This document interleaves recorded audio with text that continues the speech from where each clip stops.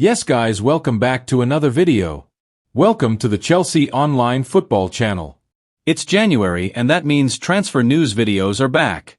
We're going to talk about some potential outgoings. We're going to talk about a crazy statistic regarding a Chelsea goalkeeper that may get a start in a conversation about that goalkeeping position moving forward. And as well as that, I really want to talk today about Nicholas Jackson. About the need potentially for a striker in this January transfer window or beyond, or what does that even mean? What does it look like? We're going to discuss the different possibilities and problems that could arise as a result of either buying or not buying a striker in the next 25 days. Before we get into anything else though, smack a like if you enjoy the transfer videos, subscribe.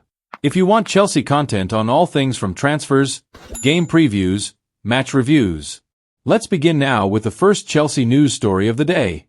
Torino have offered $9.5 million for Cesare Casadei with a percentage of future resale. However, Chelsea's request is to reach a total package of $16 million with a buyback option in their favor. Realistically, I'm not seeing anything close to the levels that I would have wanted from Casadei to make it seem as though a buyback option is even necessary, if Chelsea are going to be negotiating here for an additional $7 million. Obviously in football terms, if you spend $200 million on a midfield pivot, $7 million doesn't sound like a lot of money. But the truth is, the more that Chelsea can squeeze out of each individual sale, the better it is for balancing the books.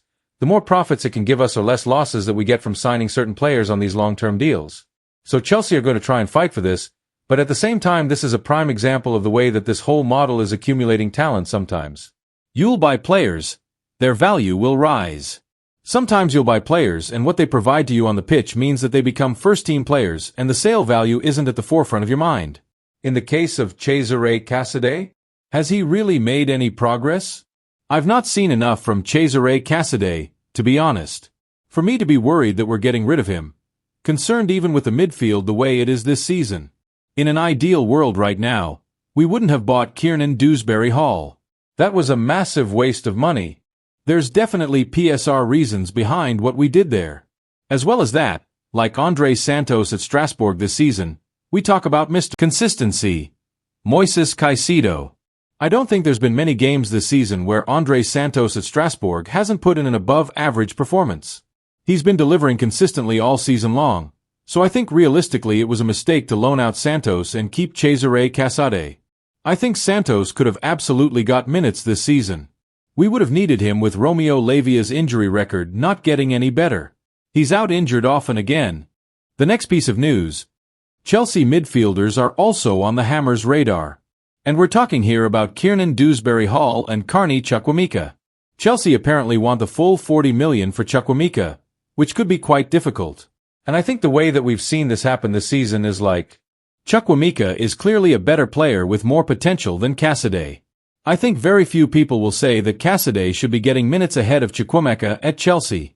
If Chelsea wanted $40 million for Chukwuemeka, surely it would have been way more beneficial to be giving more minutes to Carney this season to show what he can do so that now that Chelsea have a player who we are realistically completely stunting his career growth. He's not getting real minutes at all. So Kiernan Dewsbury-Hall as well. I think Chelsea have got to be careful because as much as Dewsbury-Hall has not lived up to any kind of expectation, not that I was thinking he was going to be starting every week, but like Conor Gallagher, did a lot more in a Chelsea shirt than Kiernan Dewsbury-Hall has and probably will ever. So at this rate I firmly expect whether it's this January or certainly moving into the summer. I don't think Chelsea will see any need to keep Kiernan Dewsbury-Hall. The difference between playing in the Championship where he was a key player for Maresca, and I'm sure Maresca would have had some kind of say in this, but now when you look at the other personnel, Dewsbury-Hall doesn't really fit anywhere with Carney. It's always been slightly confusing. Maybe again, it is purely like a tactical thing where he's not very good at embodying instructions or taking things that Maresca is asking him to do. So both of those players expected to leave. Now this comes out of Sky Sports in Germany. Galatasaray are currently 100% convinced that Victor Osimhen will not leave the club this winter. Now I want to take you back to the live stream that we did on deadline day. There was excitement around the signing of Jadon Sancho, but then I must admit from the reaction of you guys, the fact that Victor Osimhen didn't sign, I was like, you know what, okay, we can't get too mad about it. We've got a big squad. We have signed loads of players again. We've got a new manager. Nicholas Jackson had a great first season when you look at the numbers in the Premier League and lo and behold, the second season of Nicholas Jackson, if I was to give like a top-line analysis without really allowing for recency bias to come forward. And what we saw in that game at Selhurst Park of the weekend, Enzo Maresca brings on an 18-year-old striker that we bought for £5 million from Barcelona, Marc Guiu. He comes on before Christopher Nkunku comes on in the striker position. Christopher Nkunku, we know this. He's not a striker. He has been a player that has got so much ability, world-class on any given day in the right system, in the right team at Chelsea. He does not fit in this Enzo Maresca system. He does not fit in an Enzo Maresca team, which means that all of the pressure still is on Nicholas Jackson.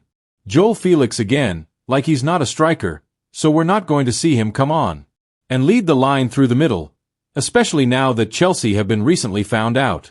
So we're starting to put more crosses in the box again. Teams are starting to realize just sitting back in a low block is an easy way to play against Chelsea. And if that is the case, we've got all of these talented final third players, Sancho, brilliant link-up player Palmer, majestic, mercurial, Neto works really hard. But 3 goals and assists so far this season.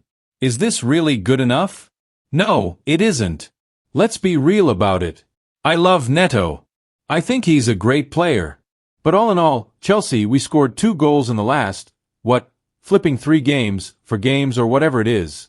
2 goals against Everton, Ipswich, Fulham and Crystal Palace. It's shocking. It's not good. And I think as much as Maresca might come out here and say, well, you know, we weren't told to get Champions League football. It's not do or die, make or break for me. I'm sorry, mate, but a couple of weeks ago, Chelsea fans were arguing amongst themselves because that's what we do. We're arguing about whether we're in a title race or not.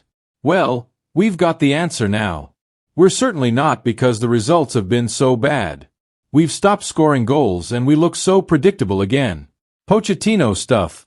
This could easily be right now the turning point in Chelsea's season, and it could go very down from here. From what I've seen in the last 4 games, I wouldn't be surprised if it does. So when we're talking about Osimhen, Chelsea need him. We really do. Whether it is simply to allow Nicholas Jackson to be a bit part player and not have all of that pressure or not. But realistically, it's not just about alleviating pressure from Nicholas Jackson, it's purely Osimhen is a more complete all-round striker right now than Nicholas Jackson. Nicholas Jackson on any given day is a good finisher. Other days he's not. Sometimes he's brilliant at running between the lines, creating opportunities for other people. Some days he's like Bambi on ice. Chelsea need a player with a different kind of profile. Nkunku isn't cutting it.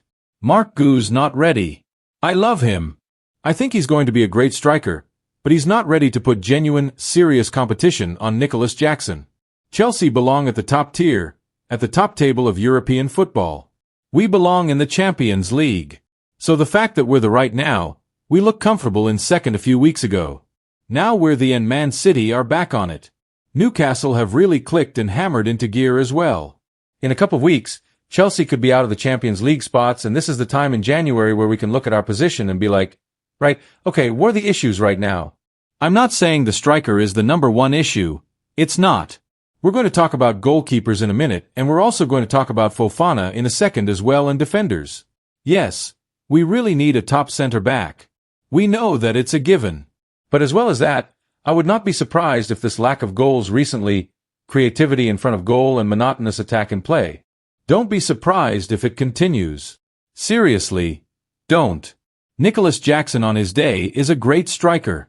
But I'm telling you now, Chelsea not buying a big striker last summer could end up still being one of the reasons why we don't get top 4. But as well as that, obviously, a big issue is the defense. A big issue is the way we can see goals. Wesley Fofana, Levi Colwill. As much as it wasn't perfect, okay, they were building a relationship. There was a partnership starting to tick over there, and we found out from Maresca in a press conference before the match against Crystal Palace that Fofana would likely be out for the whole season. Since then we've got this Wesley Fofana. Let me know your thoughts in the comments down below. See you guys in the next video. Thank you for watching. Don't forget to subscribe to keep updated.